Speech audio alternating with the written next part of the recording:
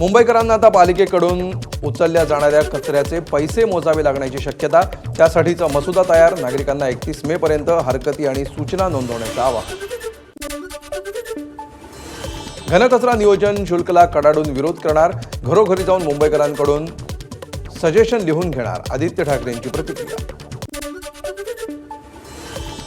विधेयक क्रमांक 67 केंद्राकडून मागे घेण्यासंदर्भात मंत्रिमंडळाच्या बैठकीत निर्णय.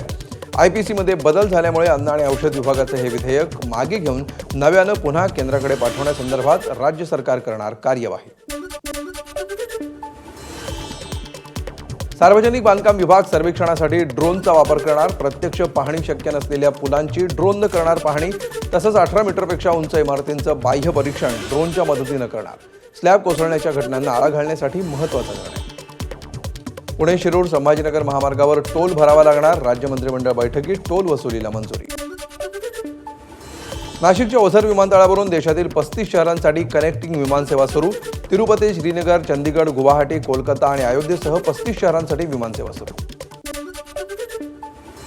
व्यावसायिक एलपीजी गॅस सिलेंडरच्या किमतीमध्ये 41 रुपयांनी घट. 19 किलोच्या व्यावसायिक एलपीजी गॅस सिलेंडरची किरकोळ विक्री किंमत आता 1762 रुपये. आजपासून नवे दर लागू.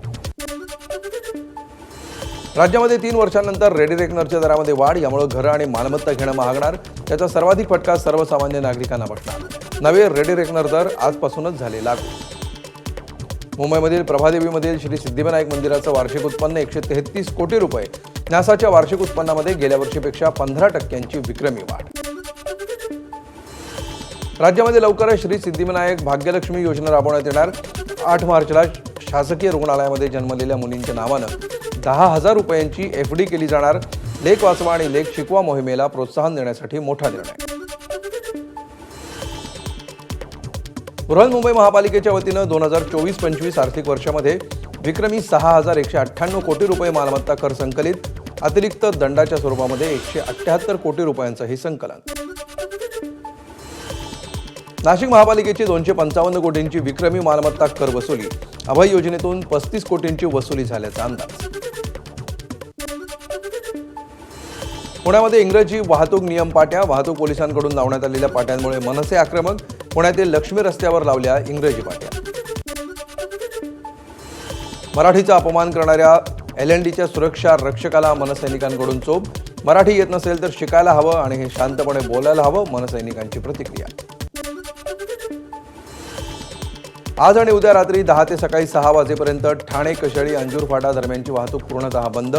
ठाणे भिवंडी कल्याण मेट्रो मार्ग क्रमांक 5 साठी गर्डर टाकण्याचं काम असल्यामुळे वाहतूक बंदी. ठाण्याच्या नौपाड्यातील SBI बँकेवर मनसे कार्यकर्त्यांची धडक. बँकेतील सर्व व्यवहार मराठीत असणं अनिवार्य, मनसेची मागणी. राज ठाकरेंनी गुढीपाडवा मेळाव्यामध्ये मनसैनिकांना दिला होता कानमंत्र. त्यानंतर मनसैनिक ॲक्शन मोडवर. मुंबईच्या तापमानामध्ये सतत चढ उतार. तापमानाचा पारा खाली आला असला तरी मुंबईकरांना उकाड्याचा फटका. तर पुढच्या काही दिवसामध्ये मुंबईसह ठाणे, पालघरमध्ये हलक्या पावसाचा अंदाज. मोठ्या प्रमाणावर होत असलेल्या विकास कामांमुळे मुंबईमध्ये रस्त्यावर धुळीचं साम्राज्य. त्यामुळे आता 2 वेळा रस्त्यांची स्वच्छता करण्याचा पालिकेचा विचार. यासाठी महिन्याला 19 कोटी रुपयांचा खर्च. उन्हाच्या तडाख्यामुळे ठाणे जिल्हा परिषद शाळांच्या वेळेत बदल. जिल्ह्यातील सर्व माध्यमाच्या सर्व व्यवस्थापनांच्या प्राथमिक शाळा सकाळी 7 ते 11:15 पर्यंत, तर माध्यमिक शाळा सकाळी 7 ते 11:15 पर्यंत. मीरा रोड रेल्वे स्टेशन आणि परिसर गर्दुल्यांचे अड्डे बनले असून इथं खुलेआम नशा केली जात असल्याचं दिसून आलंय.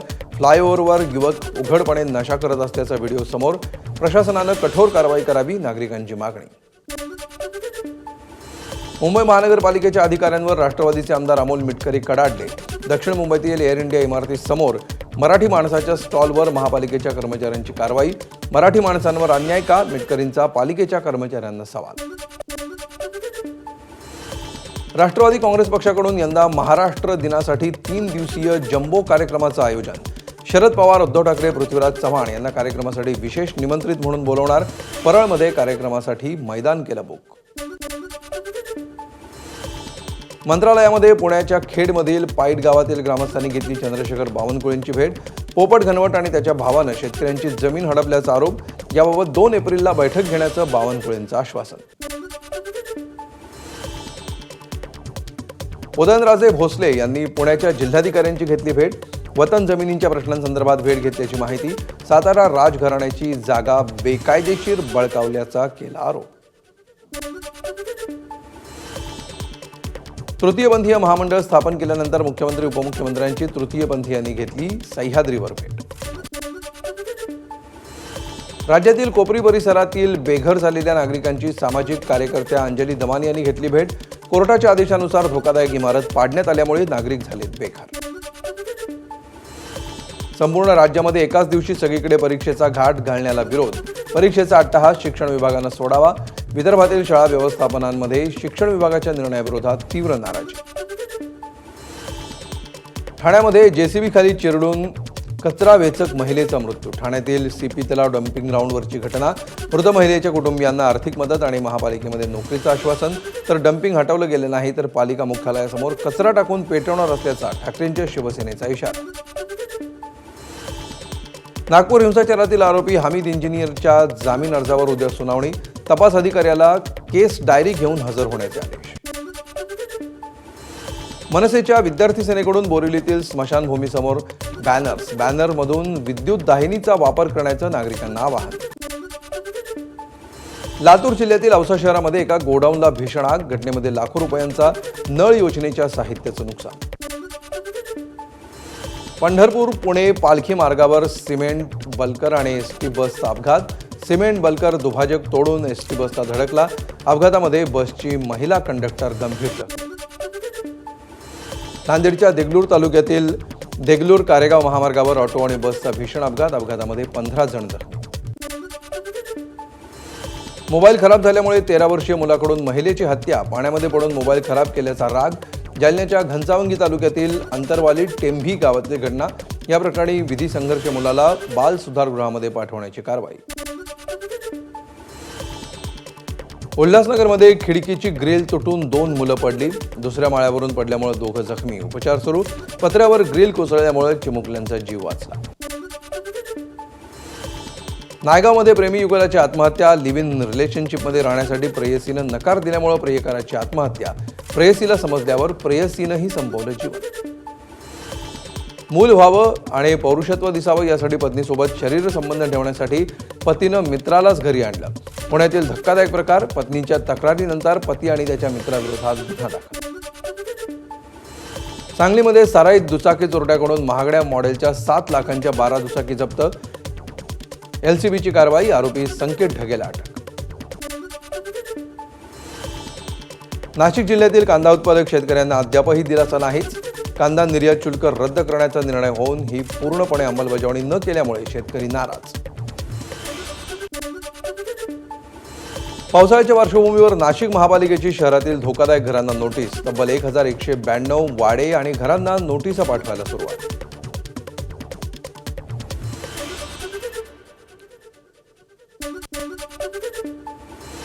वक्फ दुरुस्ती विधेयक उद्या दुपारी 12 वाजता प्रश्नोत्तराच्या तासानंतर लोकसभेत सादर केलं जाणार. भाजपनं सर्व खासदारांना लोकसभेमध्ये उपस्थित राहण्यासाठी बजावला व्हीप. रिझर्व्ह बँक भारताच्या आर्थिक स्थैर्याचा आधारस्तंभ. डिजिटल व्यवहारांमध्ये देशाला जागतिक नेतृत्व मिळवून देण्यात आरबीआयचा महत्त्वाचा वाटा. राष्ट्रपती मुर्मू यांचं वक्तव्य. आरबीआयच्या 90व्या वर्धापन दिनानिमित्त मुंबईतील कार्यक्रमात बोलत होत्या. सोनं तस्करी प्रकरणामध्ये कन्नड अभिनेत्री राण्या रावला दिलासा नाहीच. मॅजिस्ट्रेट आणि सत्र न्यायालयांनी जामीन अर्ज फेटाळल्यानंतर राण्या रावचा कर्नाटक उच्च न्यायालयामध्ये जामिनासाठी अर्ज. पुढील आठवड्यामध्ये सुनावणीची शक्यता. उत्तर प्रदेश सरकारला सुप्रीम कोर्टाचा दणका. 24 तास आधी नोटीस देऊन घरं पाडणं अवैध. यामुळे बुलडोझरनं घर पाडलेल्यांना 10-10 लाख भरपाई देण्याचे आदेश. 2021 मध्ये प्रयागराजमध्ये योगी सरकारनं केली होती बुलडोझर कारवाई. नवी दिल्लीतील झंडेवाला मंदिराजवळ इमारतीला भीषण आग. अग्निशमन दलाच्या 10 गाड्या घटनास्थळी. अग्निशमन दलाकडून आगीवर नियंत्रण. आगीमध्ये अनेक दुकानांचं जळून नुकसान झाल्याची माहिती. गुजरातमधील बनासकांठा जिल्ह्यामध्ये फटाक्याच्या कारखान्याला आग.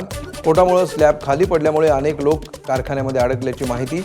आगीमध्ये 18 जणांचा मृत्यू तर 5 जण जखमी. उत्तराखंडमधील केदारनाथ मंदिराच्या 30 मीटरच्या परिघामध्ये मोबाईल फोन आणि कॅमेऱ्यांना पूर्णपणे बंदी. रील्स आणि व्हिडिओ बनवणाऱ्यांवर कडक कारवाई करण्यात येणार. झारखंडमधील साहिबगंजमध्ये 2 मालगाड्यांमध्ये समोरासमोर टक्कर. धडकेनंतर कोळशानं भरलेल्या मालगाडीला आग. अनेक बोगी रुळावरून घसरल्या. 2 लोको पायलटचा मृत्यू. सुरक्षेमध्ये गुंतलेले 4 CISF जवान जखमी. भारताची अर्थव्यवस्था यावर्षी 6.5% दरानं वाढेल. G20च्या विकसित आणि उदयोन्मुख देशांमध्ये सर्वाधिक असणार. मोडीच्या सर्वेक्षणातून माहिती समोर. मोडीच्या मते यावर्षी महागाई कमी होऊन सरासरी 4.5% राहण्याची अपेक्षा. मलेशियाची राजधानी क्वालालंपूरमधील सेलंगोरमध्ये गॅस लाईन फुटली. 19 घरांना भीषण आग. 100 पेक्षा जास्त जखमी. अग्निशमन दलाकडून आगीवर नियंत्रण मिळवण्याचे प्रयत्न सुरू. म्यानमारमध्ये भूकंपामुळे आतापर्यंत 2700 जणांचा मृत्यू. 3900हून अधिक जखमी तर 270 अजूनही बेपत्ता. बचाव कार्य सुरू. अभिनेता पुष्कर चोकचा हार्दिक शुभेच्छा सिनेमा सिकंदरच्या रिलीजमुळे सिनेमागृहातून काढला. मी गुंड असतो तर बरं झालं असतं, निदान राग काढता आला असता. पुष्कर चोकनं खोचक पोस्ट करत व्यक्त केला संताप. अभिनेत्री आणि निर्माती क्षिती जोग आता स्टार प्रवाहाच्या ठरलं तर मग मालिकेत दिसणार. ॲडव्होकेट दामिनी देशमुख ही भूमिका क्षिती साकारणार.